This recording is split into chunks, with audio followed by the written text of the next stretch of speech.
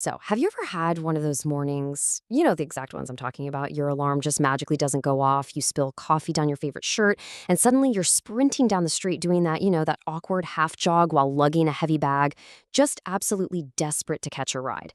It is pure panic-inducing frantic energy. Well, today, in this explainer, we're going to look at a deeply profound piece of writing that takes that exact universally stressful moment and just completely flips it on its head. We're going to uncover the hidden value in our forced pauses and ultimately discover how to actually find true peace right in the middle of total chaos. Okay, let's dive right into this. The source material starts off with a deeply relatable, hyper-specific micro-event. I missed the train today. Honestly, just reading that sentence out loud, you can almost feel the stress, right? Your stomach drops, the doors slide shut literally right in your face, the taillights fade off into the tunnel, you've officially failed the very first mission of your day. And our immediate reaction? It's usually a massive spike in cortisol, a flurry of frantic, anxious text messages, and this profound sense of defeat. We are completely conditioned to view this as an absolute disaster. And naturally, that internal panic you're feeling, it's completely mirrored by the immediate chaotic energy surrounding that misconnection. I mean, we live in a world driven by hustle culture, right? Everything is go, go, go. Time is literally money. If you aren't moving forward, well, you're obviously falling behind. So when a transport delay actually happens, the whole environment instantly transforms into a pressure cooker. The pace is relentless, the sighs are heavy, and the collective blood pressure of every single person in that space just absolutely skyrockets. Let's break down this default human reaction to a delay, as captured by our author's next observation. Notice the intensely negative energy of the crowd around them. When the system breaks down, when that train is just gone, people don't just stand there calmly. No way. They scramble. They rush past. They try to forcefully hack together the next optimal route. Anger and frustration instantly become the default coping mechanisms for a schedule that is, suddenly fallen completely apart. It's just a collective, rushing panic. And this brilliantly illustrates the core divergence of our source text. Check out this stark contrast here. One reaction is the expected societal default, rushing past, frustrated, angry. It's the pure physical manifestation of chaos. But the other is a radically peaceful reaction, standing still and watching the sky. In the exact same physical space, experiencing the exact same external failure, you've got two completely different realities playing out. The crowd is completely trapped in the chaos, while the narrator makes an active, conscious choice to just step right outside of it. But I just stood there. Let's just slow our own pacing down for a second here. Seriously. Let that sink in. Instead of joining the frantic scramble, the narrator does the unthinkable. They do absolutely nothing.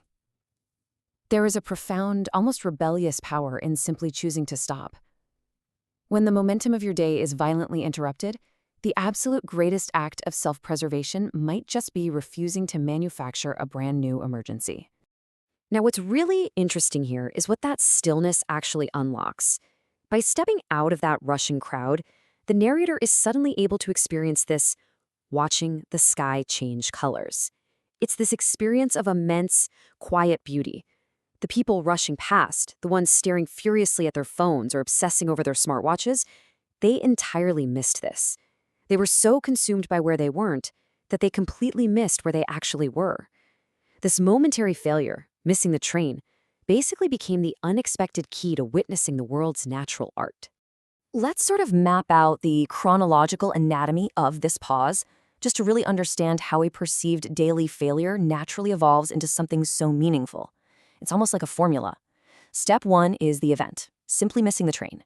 Step 2 is the environment, the surrounding rushing crowd and all that chaotic energy. Step 3 is the choice, the narrator's active decision to stand still rather than panic. And finally, step 4 is the realization, life slowing down enough to actually provide a macro-level perspective. It's a perfect step-by-step sequence of finding peace right smack in the middle of chaos. Which brings us to the broader philosophical takeaway of our discussion today, the revelation, and specifically reclaiming this whole concept of being late.